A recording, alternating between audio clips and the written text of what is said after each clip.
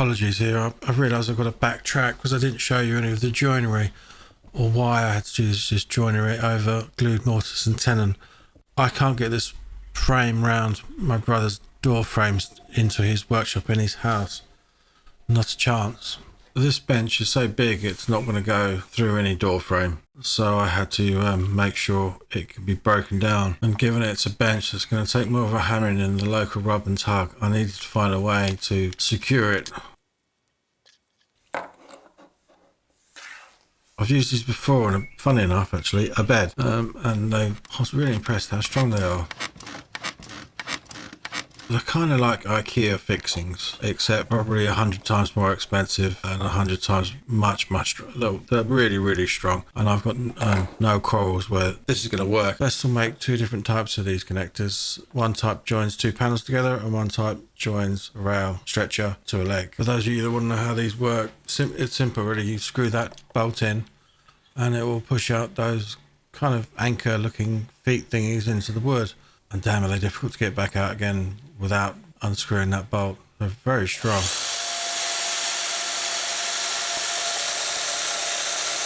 The reason I've cut these domino mortises and they look a bit odd is because of that fence on the domino. It can only go to a certain depth, and I want to try and get those tenons equally spaced around to give me maximum strength. It is funny watching back things you've done.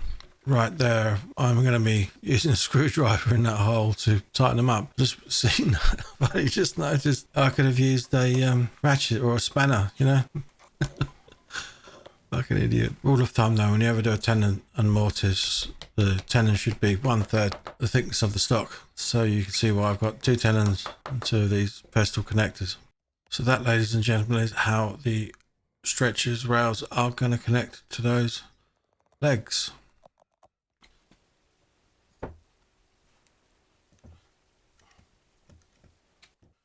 And as you can see there, those little Allen key grub screws, they've got a slight point into them, as you might have saw earlier, that the bolt is slightly cut. So when you screw those in, it pulls the joint together too, nice and tight, like tight as a duck's arse, watertight. The two centre sections, like this, the bottom and top, I am going to glue, and I'm not going to bother with traditional hand cut mortise and tenon. This is quicker and it's going to get me there, you know, without fucking about. To attach the top, I'm going to use M12 bolts, and I'm going to expand these holes so those bolts can slide backwards and forwards, and I'll use two 40mm washers. The reason for using two 40mm washers is underneath the head of the nut. That if I only use one washer, it isn't going to slide against the wood very freely. With two washers, that head of that nut can move that top washer over the washer underneath it very freely. I hope that makes sense to you. I'll show you what I mean though. So like that, there's no resistance against the wood, it's metal against metal, that'll slide easily. I'm not going to make these expansion slots look pretty, because I tell you why, I don't know how to. They're fugly at the best of times, and it's two drill holes that you've got to just make them meet. And then something, what I think that's 70mm stock, or something like that. It's very, you can't exactly get a router in there, router bit in down that far. So, c'est la vie. If anybody has a better idea of making these expansion slots nice and neat and beautiful, please let me know. As I was doing a trial run, you know, practice put together as it were, I noticed a few problems. I don't know what went wrong there, but I had to fix that. And this odd staining properly blew my wormhole. I don't know where that came from or what it was. It kind of looks like there's been iron or something that's reacting with the oak. Weird. To fix that non-90-degree side, I'm going to use the track saw, because that is a lot easier than running this through the plain AK jointer, simply because of the weight and the length. Easier to get a 90-degree edge from the track saw, much safer to do too. You could end up losing a lot of mass by going to the jointer with something this size and weight. This is going to lose a couple of mil, which is problematic in the end, but nonetheless, that sawn face will be the side I'll put through the thicknesser face down. So then that will give me my parallel faces. From that, I'll flip the board over and run the sawn side through the thicknesser to give me a nice clean face. And there you have it. So these are the connectors that I would use from Festool to join panels together, all 24 of them.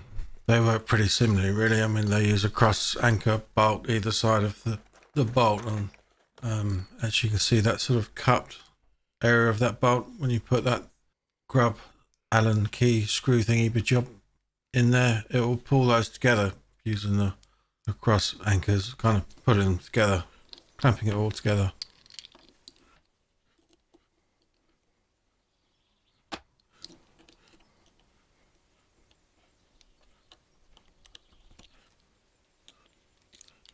I've never aged something on this scale before. This was quite monumental. It was a struggle to work out how to sort of make a tent and cover it. But one thing I've got to assure you, make no mistake, this stuff is pretty vile.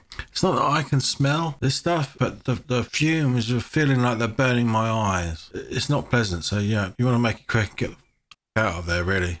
I had to try fuming this space so many times. I didn't really realise that ammonia really loses its stink, let's call it. So I'm using old footage. I think I ended up going through 3 containers worth of ammonia in the end to get it as dark as I did. I made a proper schoolboy error here. I didn't properly clean up the glue. I had a go, but I didn't do it well enough, and that's the outcome. So it was basically sand it back and, you know, do it all over again, basically. If you're wondering why I go to this lengths, this is why. If you stain a piece of wood and then hit it with something, you're going to see that dent. That fuming goes pretty deep, so you don't see it. So this is why this video, one of the reasons why this video takes so long. Given there's a few different species of oak in there, it turned out pretty well in the end. I think I like that aging look. It's kind of like a new old look, it's the best way I can explain it. And of course the all important pop-up bench dog mortises, which I've forgotten about.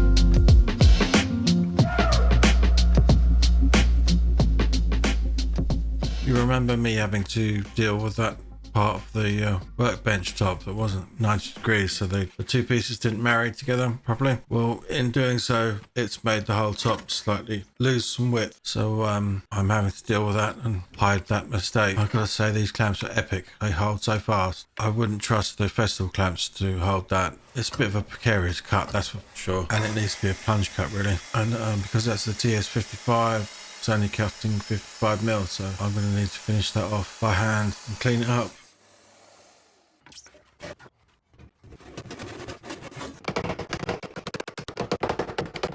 The nice thing about fuming wood is it really penetrates deeply. So I got away with this quite well. As you can see, when I put the finish on, it looks like I've just cut, sawn straight through a piece of walnut, and it all matches and blends in quite nicely. I pre-finished all of the parts to this bench, and I put 2 coats of hard wax oil on. I was really surprised how much hard wax oil it took to finish all of this as well. It's all nicely sealed and ready to be put together. Now this gear, I cannot find where I bought it from. I'm pretty sure it's an American item, and they use it to make gaskets, on a car engine out of. It's got some weird, bizarre name like Flubber or something. But I used this on my mini worktop bench on the Mox and Vice jaws. Wow, it is so much better than using leather. And I'm not finding it's peeling back like leather does. This sticks much better and also grips a workpiece much better than leather.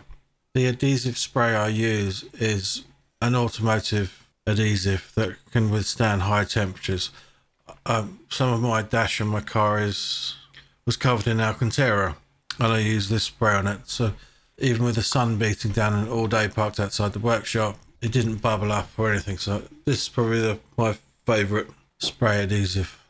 And just add a little chamfer just to help that flubber or whatever it's called not peel away from the edge, because I'm sure if you want to pull on it aggressively it will come away eventually. But carpenter's vice, you can see there, that's got leather. I keep having to stick that back or eventually cover that carpenter's vice with the same gear too. Now I did weigh all of the parts of this bench and it was well north of 300 kilos. It was very close to 400 kilos. I can't remember off the top of my head now. Now with some storage underneath, which I'm sure I'm going to be asked to do at some point, that's probably going to weigh nearly half a ton when when all the storage is full up. I'm well jealous of that bench. Bit tall for me, but man, looks too good to use though, doesn't it?